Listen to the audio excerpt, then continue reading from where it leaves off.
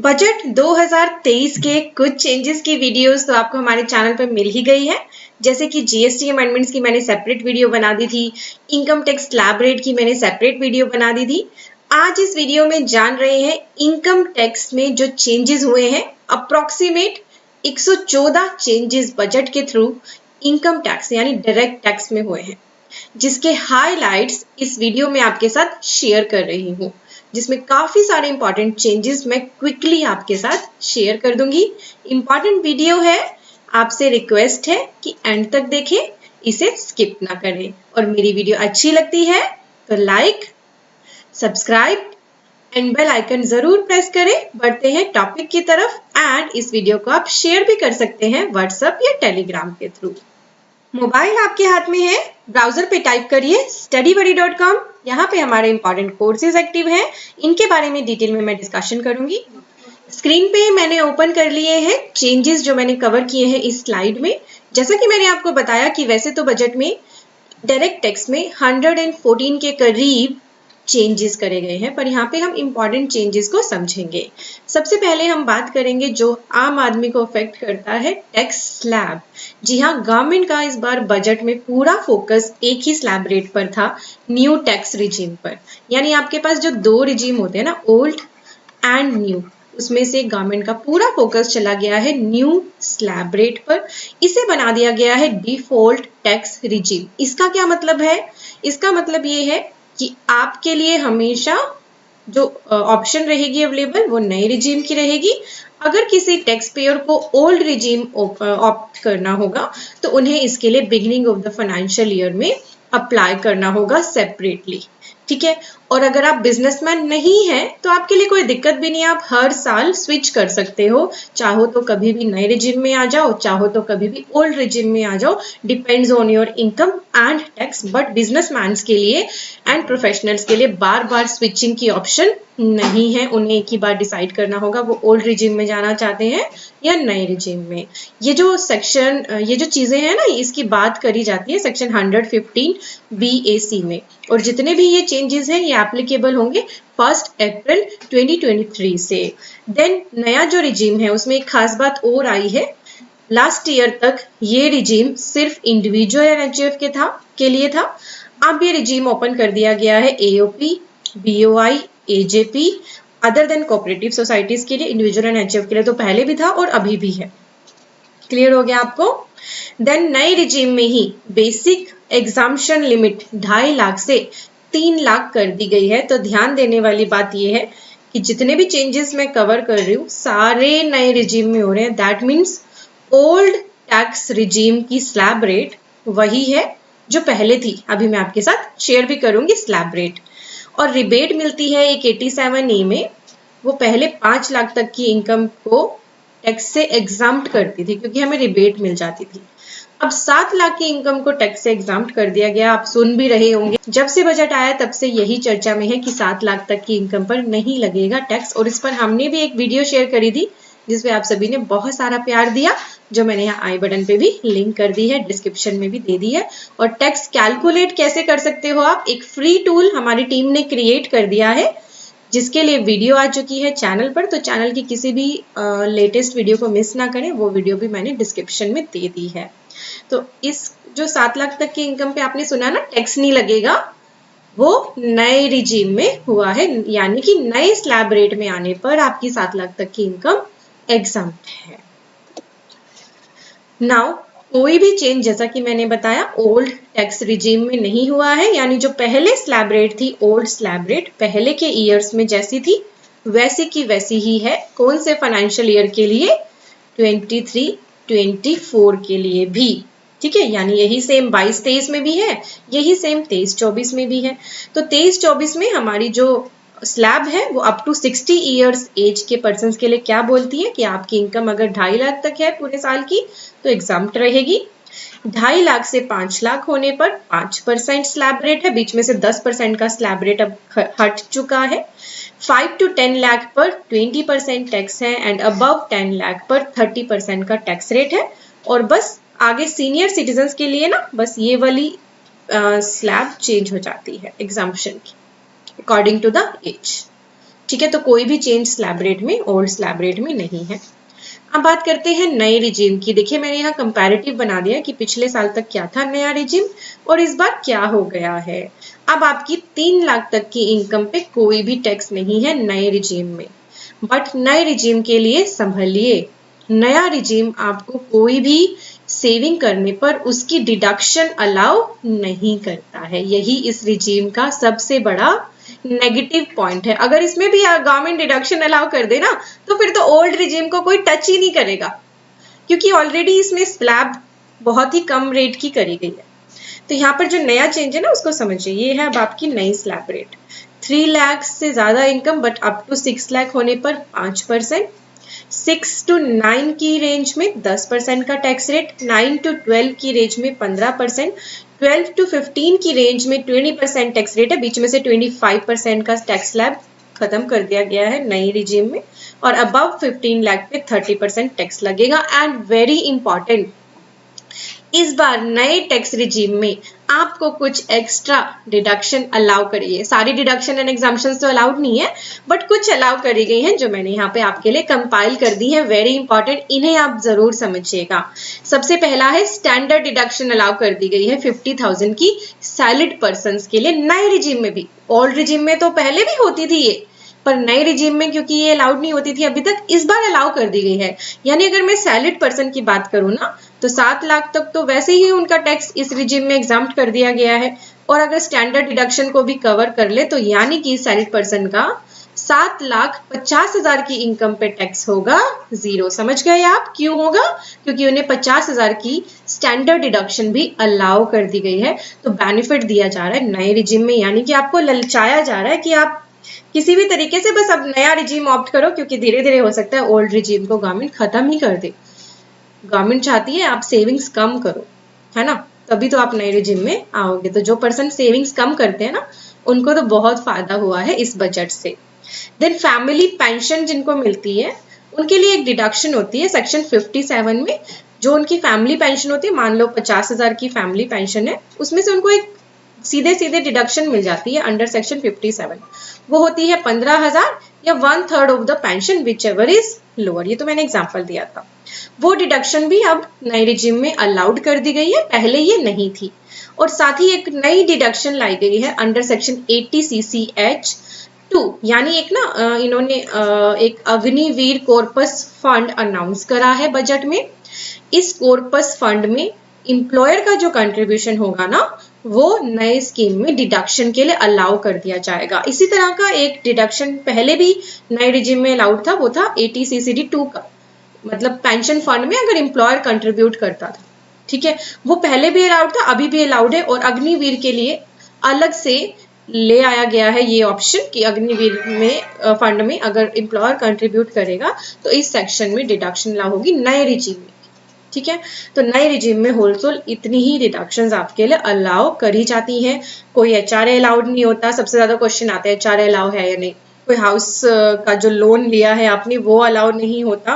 बहुत सारी डिडक्शन, जैसे कि आपने लाइफ इंश्योरेंस कराया, ट्यूशन फीस भरी है, मेडिक्लेम कराया, एजुकेशन लोन लिया है, आपने टर्म प्लान लिया, आपने ELSS में पैसा डाला, आपने 5 साल की फिक्स सेविंग FD करी है, सुकन्या समृद्धि में पैसा डाला है, ठीक है, आपने और कोई अपना इंश्योरेंस वगैरह कराया है, कोई भी डिडक्शन नए रिजीम में आपको अलाउ नहीं है। अब आपकी मर्जी है आप सेविंग्स करो या ना करो, बट कुछ सेविंग्स, कुछ खर्चे ऐसे होते हैं जो हमारी लाइफ के लिए मैंडेटरी है, हमें जरूर करना चाहिए।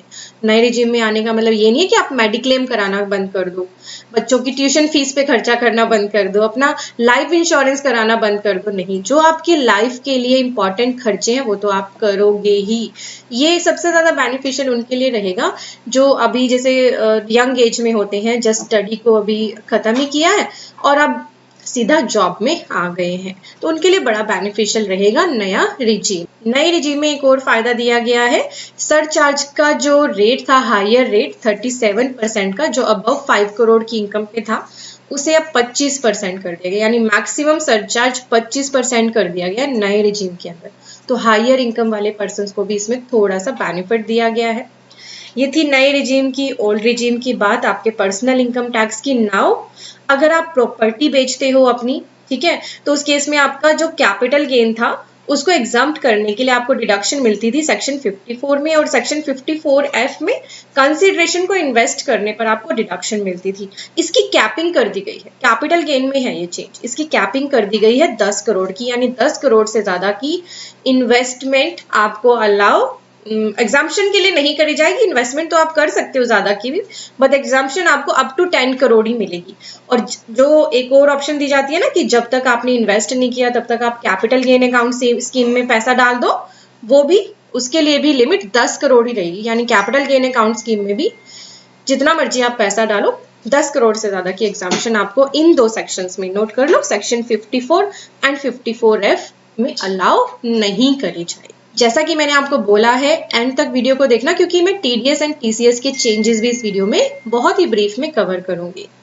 अगला चेंज हुआ है हमारा लीव एनकैशमेंट, बहुत इंपॉर्टेंट है। नॉन गवर्नमेंट एम्प्लॉइज को लीव एनकैशमेंट मिलने पर टैक्स से एग्जाम्पशन मिलती थी, जिसकी लिमिट थी 3 लाख की, इसे सीधे 25 लाख कर दिया गया। बहुत बड़ा चेंज करा गया इसमें। देन बात करते हैं सेक्शन 1010D। 1010D क्या होता था? लाइफ इंश्योरेंस पॉलिसी आपने ले रखी है, उसकी मैच्योरिटी पे जितना भी आपको पैसा मिलता था ना, पूरे को एग्जाम्प्ट कर देता था। बट अप्रैल 1 से एक चेंज एप्लीकेबल होगा for life insurance policies issued on और after 1 April 23, the tax exemption on maturity benefit under section 1010D will only be applicable if the aggregate premium paid by the individual is up to 5 lakh. तो अगर किसी person ने aggregate premium 5 lakh तक भरा है तो 1 April 23 के बाद से उसे 1010D में एग्जाम्पशन मिलेगी, इससे ज्यादा होगा तो नहीं मिलेगी। So this is a very big change. अब आपका टैक्सेबल हो गया है लाइफ इंश्योरेंस पॉलिसीज का मैच्योरिटी अमाउंट। तो मैंने यहाँ कुछ और बातें भी लिखी हैं। Receipts from life insurance policies issued on और आफ्टर 1 अप्रैल 23। तो कौन सी लाइफ इंश्योरेंस पॉलिसीज की यहाँ बात हो रही है? जो इशू हुई है ऑन और आफ्टर 1 अप्रैल 23, तो बहुत इंपॉर्टेंट है ये। Shall be taxed as income from other source if the premium is paid above 5 lakh in a year. Exemption shall continue in the case of receipt on the death of the insured persons. बढ़ते हैं अगले change की तरफ। Then हम बात करेंगे presumptive taxation scheme की। बहुत सारे businessman and professional section 44AD and ADA का बेनिफिट लेते हैं। इनके लिए जो थ्रेशहोल्ड थी प्रिजम्पटिव टैक्सेशन में आने के लिए वो बढ़ा दी गई है। बिजनेसमैन के लिए कर दी गई है 3 करोड़ और प्रोफेशनल्स के लिए कर दी गई है 75 लाख। बट एक कंडीशन लगा दी गई है कि इनकी जो बिजनेस या प्रोफेशन की कैश रिसीट्स है ना, वो 5% से ज्यादा नहीं होनी चाहिए। यानी 95% इनकी business transactions other than cash होनी चाहिए।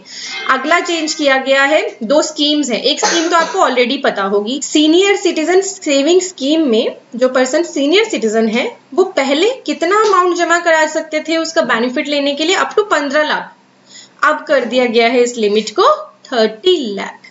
तो सीनियर सिटीजन्स के लिए ये एक्स्ट्रा बेनिफिट बजट में आया है। और साथ ही लेडीज के लिए, महिलाओं के लिए एक नई स्कीम इंट्रोड्यूस करी गई है, वन टाइम है ये स्मॉल सेविंग स्कीम, जिसका नाम है महिला सम्मान सेविंग सर्टिफिकेट।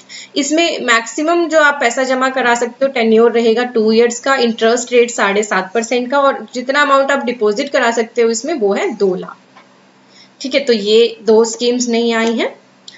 देन जो हमारी नई मैन्युफैक्चरिंग कंपनीज होंगी, cooperatives, new cooperatives that commence manufacturing till 2024, उनको मिलेगा लोअर टैक्स का benefit which is 15%। Manufacturing cooperative society establish on और after 1 April 23 and begin the production on or before 31st March 24 may pay tax at the reduced rate of 15%। इसके लिए नया section आया 115 BAE, और ये sections कुछ conditions के साथ आते हैं कि इनको कुछ इंसेंटिव और डिडक्शन क्लेम करने की ऑप्शन फिर खत्म कर दी जाती है।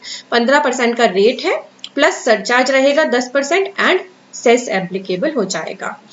देन है government to bring another dispute resolution scheme, विवाद से विश्वास। आप सभी को याद होगा एक स्कीम पहले भी गवर्नमेंट लेकर आई थी, विवाद से विश्वास स्कीम। उसका 2.0 वर्जन यानी वर्जन 2 आ रहा है टू सेटल कमर्शियल डिस्प्यूट्स। अब ये इसके लिए तो अलग से सर्कुलर नोटिफिकेशंस रिलीज भी करे जाएंगे, कैसे ये ऑपरेट हो। नेक्स्ट बात करी गई है कॉस्ट ऑफ एक्विजिशन या इंप्रूवमेंट निकालते हुए आप इंटरेस्ट जो आपने भरा है ना लोन पे इंटरेस्ट, उसकी डिडक्शन क्लेम नहीं कर पाओगे, ये चेंज करा गया है।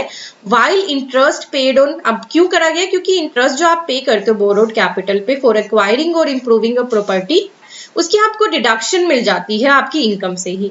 And it can also be included in the cost of acquisition और इम्प्रूवमेंट ऑन ट्रांसफर, और इसको क्या करा जाता है, कॉस्ट ऑफ एक्विजिशन और कॉस्ट ऑफ ट्रांसफर का भी पार्ट बना लिया जाता है, जिसकी वजह से गवर्नमेंट को क्या हो रहा था, टैक्स का नुकसान, क्योंकि इससे कैपिटल गेन कम हो रहा था। तो गवर्नमेंट ने अभी चेंज कर दिया कि cost of acquisition and improvement निकालते हुए आप इंटरेस्ट का अमाउंट उसमें इंक्लूड नहीं करोगे। तो छोटे छोटे बट बहुत इंपॉर्टेंट चेंजेस हैं। नेक्स्ट बहुत ही बड़ा चेंज है एमएसएमई, बहुत ज्यादा अब गवर्नमेंट इसे ना प्रमोट कर रही है। अब तो आप ये मानो कि अगर आपके क्लाइंट्स है, बिजनेसमैन है, सभी को सजेस्ट कर दो एमएसएमई में रजिस्टर करने के लिए, जो भी उसमें एलिजिबल है रजिस्ट्रेशन के लिए, क्योंकि एमएसएमई को इतना बड़ा बेनिफिट देने के लिए गवर्नमेंट ने एक सेक्शन 43B है हमारा इनकम टैक्स में, उसमें चेंज करा है। सेक्शन 43B बोलता है कि कोई भी डिडक्शन आपको तभी अलाउ कर दी जाएगी जब आप उसकी पेमेंट कर दोगे, ठीक है। वही सेम चीज एमएसएमई पे एप्लीकेबल कर दी गई है। एमएसएमई की पेमेंट अगर आप 45 डेज के अंदर करोगे तभी आपको उसकी डिडक्शन अलाउ होगी, अदरवाइज वो आपका एक्सपेंस डिसअलाउ कर दिया जाएगा। तो in order to promote timely payment to micro and small enterprises, it is proposed to include payment made to such enterprise within the ambit of section 43B of the act. Thus deduction for such payment would be allowed only when this is actually paid, और जो time limit है ना इसकी payment की MSME की वो 45 days होती है अगर आपका उसके साथ अग्रीमेंट है। अगर अग्रीमेंट नहीं है तो 15 दिन का टाइम लिमिट है। तो अब बिजनेसमैन को ध्यान देना है, अगर वो एमएसएमई के साथ जुड़ के काम करते हैं तो उनकी पेमेंट्स उन्हें टाइमली करनी है, अदरवाइज उनका एक्सपेंस डिसअलाउ कर दिया जाएगा। This is a very big change. जितने भी बिजनेस एमएसएमई बन सकते हैं उनके लिए सजेशन है खुद को एमएसएमई में जरूर रजिस्टर करें, और हमारा एमएसएमई का कोर्स है studybuddy.com पे, उसका बेनिफिट लीजिए क्योंकि एमएसएमई रजिस्ट्रेशन उसमें बहुत ही अच्छी तरह से समझाया गया है। अगला चेंज, ऑनलाइन गेम्स से जो विनिंग करते हो ना, these are very trending these days. आपने देखा भी होगा यूट्यूब पे भी बहुत पसंद करी जाती हैं ऐसी वीडियोस जिसमें ऑनलाइन गेम्स प्ले करी जाती हैं। कुछ ऑनलाइन गेम्स ऐसी होती हैं जिनमें विनिंग अमाउंट भी इंक्लूड होता है। इस विनिंग को जो ऑनलाइन गेम्स की विनिंग है ना, लॉटरी, क्रॉसवर्ड एंड पजल वाले सेक्शन से हटा के अलग सेक्शन में डाल दिया गया 115BB, और ये टैक्सेबल होंगी at the rate 30% plus surcharge and cess. और इसके लिए टीडीएस में भी चेंज है, वो मैं वहां पर कवर करूंगी। So this is a very important change. Next किया गया है चेंज सेक्शन 28(4) में। आप सभी को याद होगा एक नया सेक्शन आया था 194R। उस सेक्शन ने कहीं ना कहीं थोड़ा सा इस सेक्शन पे उंगली उठाई थी, सेक्शन 28(4) पे, लैंग्वेज पे इसकी। तो अब गवर्नमेंट ने इसकी लैंग्वेज चेंज कर दी गई है। Section 28(4) also apply where the benefit और perquisite provided to the recipient is partly in cash and partly in kind. Then है हमारा कॉस्ट ऑफ एक्विजिशन। अब इंटेंजिबल एसेट्स या राइट्स के लिए रहेगी हमेशा नील, ठीक है। देन स्टार्टअप्स के लिए है, स्टार्टअप्स जो set of and carry forward करते थे अपने लॉसेस का, उनके लिए पहले 7 इयर्स का पीरियड अलाउ था, अब इसे 10 इयर्स कर दिया। इसकी कंडीशन है provided 100% of share holders continue during the relevant period. तो स्टार्टअप्स को बेनिफिट दिया गया है। Now moving on to the changes in TDS and TCS. तो मैंने बहुत इंपॉर्टेंट चेंजेस कवर करे हैं, इसके अलावा भी बहुत सारे चेंजेस है, बट मैंने बहुत ही ज्यादा इंपॉर्टेंट एंड रिलेवेंट चेंजेस को ही कवर करा है। अगर आपको लगे कोई इंपॉर्टेंट चेंज हम मिस हुआ है तो आप कमेंट में जरूर डालिएगा। देन चेंज पहला हम टीडीएस टीसीएस का डिस्कस करेंगे। Rate of TCS on overseas tour package and other cases increase कर दिया गया है 5 से 20% विदाउट एनी थ्रेश होल्ड। और ये जो चेंजेस है ये 1 अप्रैल से अभी लागू होंगे, अभी 31 मार्च तक नहीं होंगे। No benefit of threshold for deduction of tax on winning from online gaming. तो मैंने अभी बताया था ना आपको, ऑनलाइन गेमिंग का सेक्शन भी अलग कर दिया और इसमें बोल दिया कि इसका तो टीडीएस कटेगा ही, कोई थ्रेशोल्ड नहीं देखनी है आपने। और tax shall be deducted on withdrawal, या तो विड्रॉल पे काटे जाएगा या फिर balance in the account at the year end. Then हमारा नेक्स्ट चेंज है टीडीएस में, exemption from TDS on payment of interest on listed debenture to a resident is removed. ये एग्जाम्पशन टीडीएस की हटा ली गई है। देन आपका ईपीएफ विड्रॉल पे मैक्सिमम मार्जिनल रेट से टीडीएस डिडक्ट होता था अगर आप पैन प्रोवाइड नहीं करते थे। अब इस रेट को डिक्रीज कर दिया गया है। ये मैक्सिमम मार्जिनल रेट 30% था पहले, अब इसे अप्रोक्सीमेट, अब इसे 20% कर दिया गया है अगर आप पैन को फर्निश नहीं करते। देन सेक्शन 194N में टीडीएस काटने की थ्रेशोल्ड बढ़ा दी गई है, बट किसके लिए? सिर्फ कोऑपरेटिव सोसाइटी के केस में। कैश विड्रॉल पे जो टीडीएस कटता है सेक्शन 194N में, उसकी लिमिट कोऑपरेटिव सोसाइटी के लिए 1 करोड़ से 3 करोड़ कर दी गई। सिर्फ कोऑपरेटिव सोसाइटी को बेनिफिट दिया है, सभी को नहीं। Then TDS shall be deducted at lower of 20% or rate provided in tax treaty for certain income paid to non-resident or foreign companies. The relief will be provided if pay furnish a tax residency certificate. तो उनका भी जो foreign companies वगैरह है, non residents है, उनका lower TDS rate announce करा गया 20%। कंडीशन है उन्हें tax residency certificate देना पड़ेगा। न्यू प्रोविजन इंट्रोड्यूस हुआ to resolve the TDS mismatch.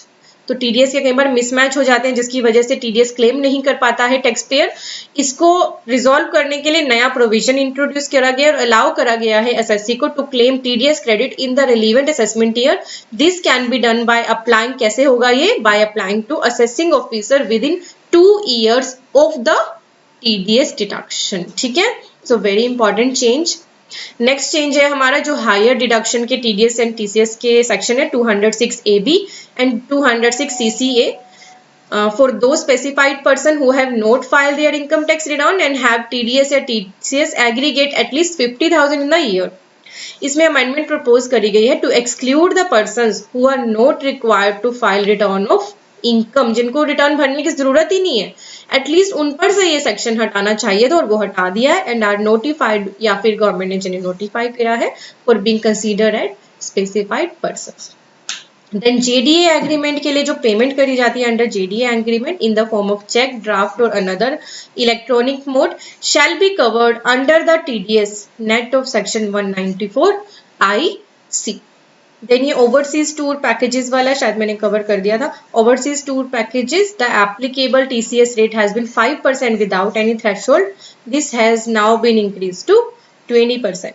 For any other payment under LRS, so for 5% of amount or the aggregate of amount in excess of 7 lakh attract TCS provision। तो ये थे बहुत ही brief में income tax में हुए changes की highlights. अगर आपको वीडियो अच्छी लगी है तो लाइक करना और हमारी कोई भी वीडियोस इन दोनों मिस मत करना, क्योंकि बहुत इंपॉर्टेंट वीडियोस आपके लिए शेयर हो रही हैं। अब डिस्कस करते हैं हमारे कोर्सेज के बारे में।